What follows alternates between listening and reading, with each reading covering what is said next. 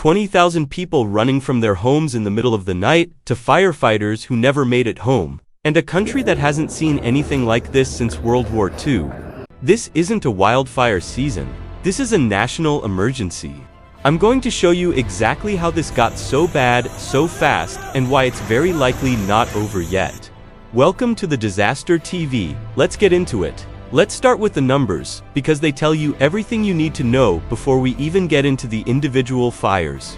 As of mid-July, wildfires in France have already burned through more than 42,000 hectares of land.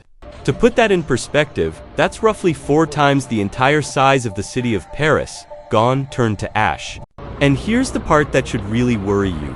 That number already beats the total damage from the entire year of 2025 combined. We're not even out of July yet.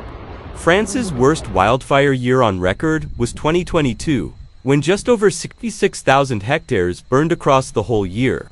At the pace this season is moving, officials are warning that 2026 could beat that record, and we're still weeks away from the traditional peak of fire season. That's not a throwaway line. That's the French Prime Minister and President both signaling that this is being treated as a historic, generational event, not a bad summer. The French Interior Ministry also confirmed something else that's important. Over 111 people have already been arrested nationwide this year in connection with these fires. We'll come back to that a little later, because the how did this start question matters just as much as the how bad is it question. So why is this happening? Simple answer, a brutal repeating cycle of heat waves and drought that started early this year and just hasn't let up. French forecasters say this year's fire season kicked off earlier than normal, and it has stayed dangerous practically every single week since. Now, let's break down exactly where the worst of it has hit, starting with the fire that's dominating headlines right now. On July 22nd, a wildfire broke out near Bordeaux, one of France's largest and most famous cities, home to over 1 million people in its metro area. This wasn't a slow-burning brush fire. This thing exploded overnight. Satellite imagery from NASA's Terra satellite captured thick smoke pouring off the southwestern coast of France as the fire tore through the Gironde region. By the time daylight broke, it had already scorched around 2,400 hectares. And then came the evacuation order that really shows you how serious this got. More than 20,000 people were forced out of their homes near Bordeaux as the fire moved with terrifying speed. Some reports put the number even higher, with over 10,000 evacuated in the earliest hours alone, as the situation escalated through the day. Picture that for a second. 20,000 people grabbing pets, photos, documents, whatever they could, and getting in their cars in the middle of the night. Not knowing if their house would still be standing by morning, but the human cost here goes even further than the evacuations. Near Bordeaux's International Airport, 2 firefighters lost their lives while battling a blaze in the area. 2 people who ran toward the danger everyone else was running from and didn't make it out. That's the human toll behind the statistics. And it's a brutal reminder that every wildfire story isn't just about acres and hectares. It's about the people on the front line of it. Let's move south, because Bordeaux wasn't the only major fire raging this month. Just a day before the Bordeaux fire erupted, another major blaze broke out in the VAR region in southern France, an area known for its wooded hills, vineyards, and coastal towns near Saint-Tropez. This fire moved at what officials called an unexpectedly fast pace. Within a short window, it forced around 400 people out of their homes and burned through roughly 500 hectares, an area described as being about twice the size of London's Heathrow Airport. Firefighting aircraft, including specialized water bomber planes, were scrambled to hit the blaze from the air while ground crews fought it on foot. A regional fire chief told reporters the fire was eventually contained within its perimeter, meaning it stopped expanding, but he was careful to warn that hotspots and active flames were still scattered throughout the area, and crews needed to stay vigilant.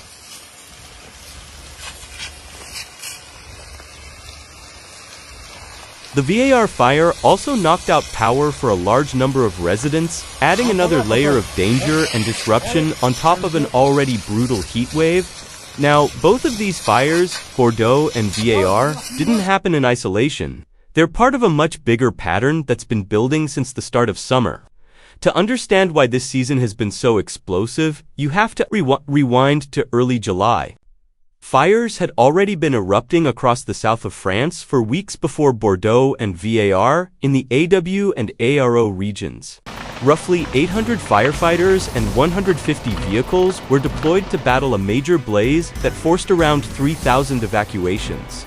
Days later, another wave of fires near the Spanish border pushed evacuation numbers past 10,000 people, burning over 11,000 acres in that stretch alone. And it wasn't just the south. A wildfire even broke out close enough to Paris that firefighting planes had to be scrambled from the southern part of the country just to help tackle it. An almost unheard of situation for a region that isn't typically considered high fire.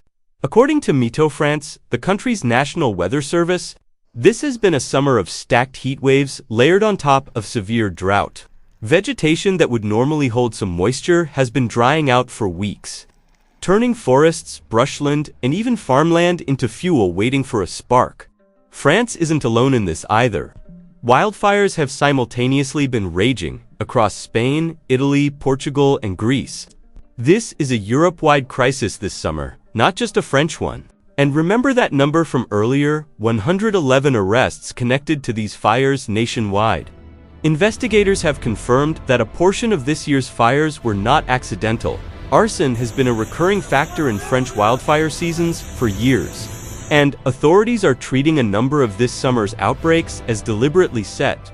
On top of the ones sparked naturally by the extreme heat and dry conditions, combine deliberate ignition with record-breaking heat and drought, and you get exactly what we're seeing. A fire season that started earlier than normal and has stayed dangerous almost every single week since June. So where does this go from here? French officials aren't sounding the all clear. Météo France continues to issue daily fire risk alerts across multiple departments, and with the heat expected to persist, emergency services and even military resources remain on standby across the country. Residents in affected regions are being urged to monitor real-time wildfire tracking through official government tools, follow evacuation orders immediately when issued, and avoid any outdoor burning or activity that could create a spark in high-risk zones. 20,000 evacuated near Bordeaux, 2 firefighters gone, 42,000 hectares burned and counting, and a government comparing this moment to the darkest chapters of the last century. France's 2026 wildfire season isn't finished, and depending on how the rest of summer plays out, it could end up rewriting the record books entirely. If this video helped you understand what's actually happening on the ground in France, hit subscribe. We're tracking this story and every major disaster event as it unfolds. Drop a comment and let me know what part of this story you want us to dig deeper into next.